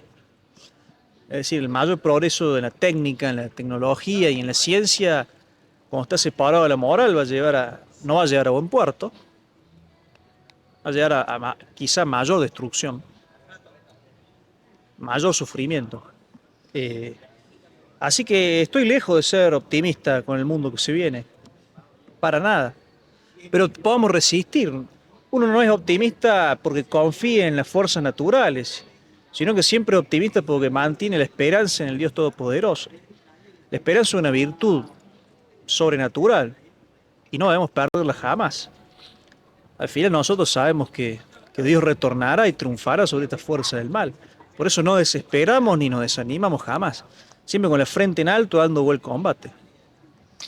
Hermano, ha sido fascinante. Nos quedan 2 o 3 temas más para hablar. Este mundo tecnológico que se está desarrollando también es otro tema que nos va a quedar abierto. Pero bueno, muchas gracias por venir. Eso sí ha sido todo por hoy. Se nos acabó el tiempo, está por llegar mi próxima invitada. Comunismo, ojalá que nunca más, pero al día de hoy es una batalla ideológica que se sigue desarrollando. Hermano, cierre, algunos pensamientos de cierre que te gustaría dar, te gustaría ser encontrado en redes sociales, algo para promocionar. Dame el cierre de hoy, Rafa. El cierre es que cuando hemos expuesto brevemente y teóricamente el comunismo y de hecho el desarrollo histórico, y hemos visto también los motivos por los cuales implosionó y desapareció como alternativa política dominante, y que se redujo en el caso de China como una opción híbrida, transformada, un capitalismo sin democracia, una economía de mercado con un sistema de partido único. En lo que fue Occidente, el comunismo se transformó en una crítica más al capitalismo, nada más, como una crítica teórica al capitalismo. Ya no es visto mayoritariamente como una alternativa válida. Celebro que así lo sea, puesto que se trata de un sistema letal, un sistema antihumano, trajo innumerable sufrimiento en el mundo. Creo que fue un brazo más de la modernidad para atacar a la sociedad, ¿sí? Y terminar de destruir lo que queda del orden tradicional. Hoy por hoy la fuerza de la modernidad es otra, es distinta, ya no es el comunismo está periclitado en su forma clásica. Hoy son otros los desafíos que los podemos abordar más adelante, por ejemplo el posmodernismo, ¿sí? Ya no corre más a hablar de marxismo, por más que se tenga en cuenta que fue durante mucho tiempo una amenaza muy seria a Occidente, y que hoy no pasa de ser una opción más de las academias disidentes del capitalismo, como fuerza minoritaria en la política, que enarbolan el trotskismo, pero lo enarbolan más como una disidencia medianamente amistosa con el capitalismo sin implicar legitimación de la violencia, ni mucho menos. Ese tipo de marxismo que aterrorizó a estas sociedades está muerto para no volver. Volverán otras amenazas y quizás sean peores, pero no creo que sea en la forma del comunismo. Claro, no. Muchas gracias. Muchas gracias por hoy, gracias por tu tiempo, gracias por tus palabras, gracias por haber conmigo esta tarde. Ha sido un gusto, hermano. Muchas gracias. Para, antes de irte. Cruz y Truco. ¿Cuándo vuelve Cruz y Truco? El podcast de Rafa Berrotarán y 2, que no los conozco los otros 2, no me los he presentado, llegarán. Pero son 3 amigos que tienen un podcast que se llama Cruz y Truco. ¿Te pueden encontrar en Instagram? Cruz y Truco. Ya lo voy a restaurar. La verdad es que cada vez que te veo me pasa lo mismo. Mira, termino esta entrevista y me pongo a hablar urgente con mis asociados que se están tomando unas vacaciones muy largas. Vuelve, coming soon, pronto. Rafa Berrotarán, Cruz y Truco. Hermano, muchas gracias por hablar conmigo. Buenas tardes.